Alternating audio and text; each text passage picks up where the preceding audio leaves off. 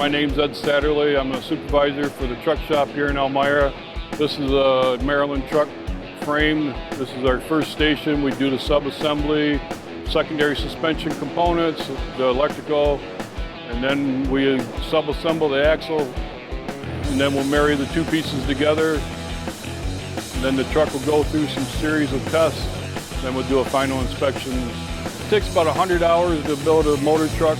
I like the challenge of the assembly of it, the different components. We do different projects here, so the different variety of things that we do. It is ironic that we build trucks for trains. They're called different things. In European, they're called bogies, so in the States we call them trucks, but yes, it is kind of ironic.